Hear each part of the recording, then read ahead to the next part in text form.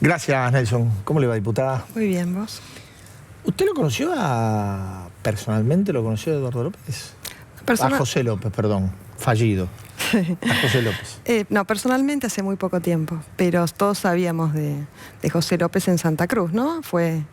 Lo han contado. Por lo que fue el episodio de esta madrugada, por sus propias reacciones, sí. Digamos, una reacción, según describía una de las monjas que está en el convento, una reacción primero eufórica, luego depresiva, digo, tenía de pronto en la provincia tenía algún antecedente de su personalidad, de sus conductas, o era alguien de medianía. No, era una persona muy obediente, un soldado muy obediente del kirchnerismo. Y José López ha sido el Lázaro Báez de Julio de Vido, ¿no? Es la persona que ejecutaba las órdenes. Fue el recaudador de la coima y fue el cajero del exministro de Planificación Julio de Vido. Él dijo, ¿no? Mi persona de más estrecha y extrema confianza. Viene de Santa Cruz desde el 1987, intendencia de Néstor Carlos Kirchner, él como secretario de Obras Públicas. Luego pasa por Vialidad Provincial. Ahí creo que está 2 años, y luego en el Instituto de Desarrollo Urbano y Vivienda, en el IDUB, como presidente del IDUB, y ahí se arma toda una cúpula que luego se replica, conjuntamente con Julio de Vido, se replica a nivel nacional, en el Ministerio de Planificación y Secretaría de Obras Públicas, que es decir, todas estas personas que estuvieron en el IDUB se trasladan al Ministerio de Planificación. Usted es casi una kirchneróloga, que ha estado trabajando hace muchos años con esto. Sí, la 2007. Primera denuncia, ¿de qué año? 2009, la primera 2009, denuncia. Bien. A ver, López, si yo le nombro a López y lo vinculo con Báez, Echegaray y De Vido, cierra todo. Claro.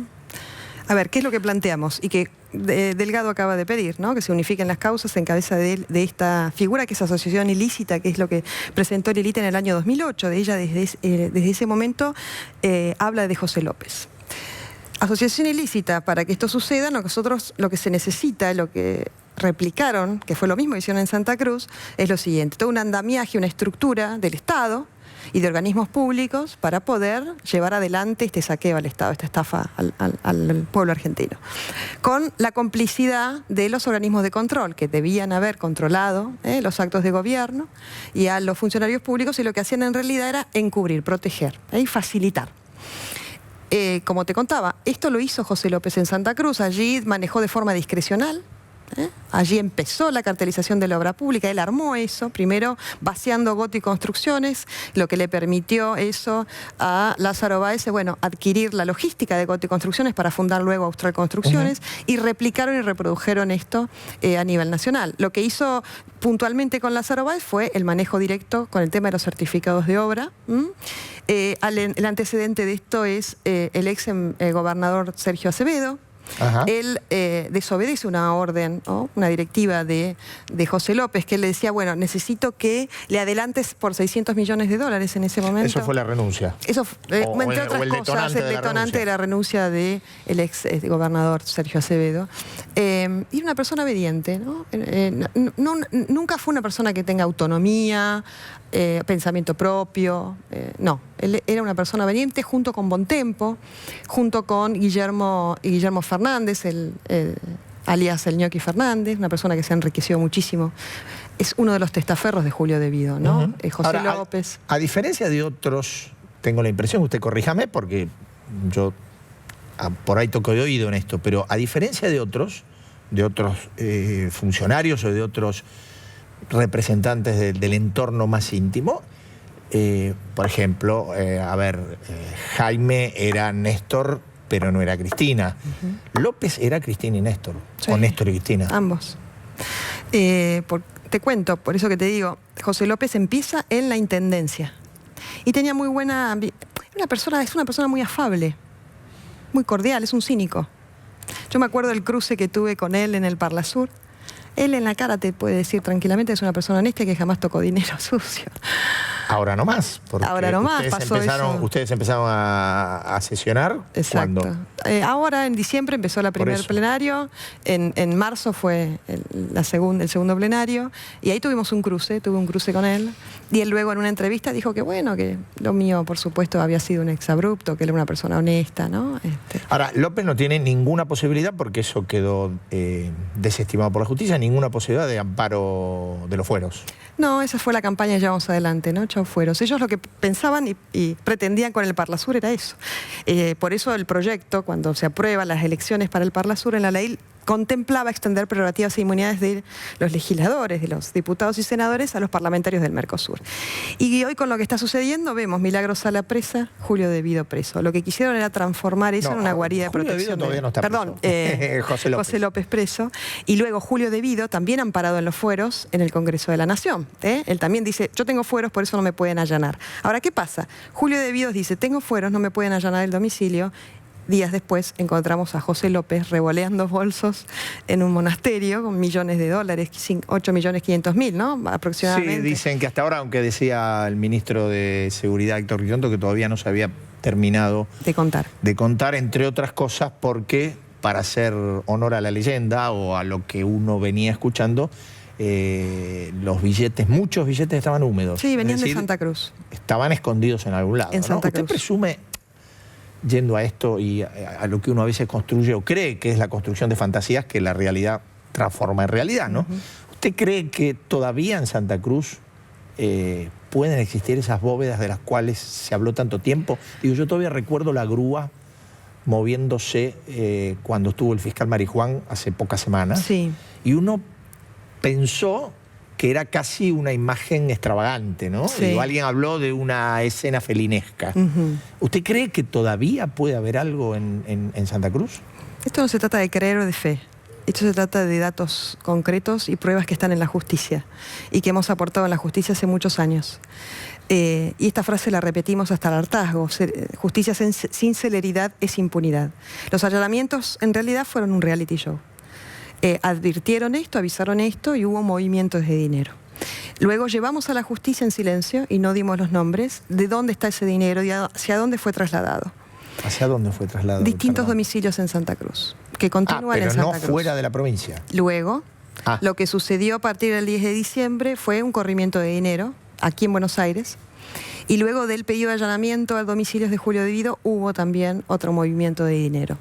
Y lo que no entiendo es que a estas horas, y esto lo hemos repetido en distintas entrevistas hoy, ¿cómo es posible que todavía no hayan allanado las propiedades y domicilios de José López y de su familia y de sus testaferros y de los vínculos directos? Hemos hablado de Consular, que es una consultora que tanto Donini como Pinto, que son socios de esa consultora, son testaferros del exministro de Planificación Julio De Vido y amigos personales de José López.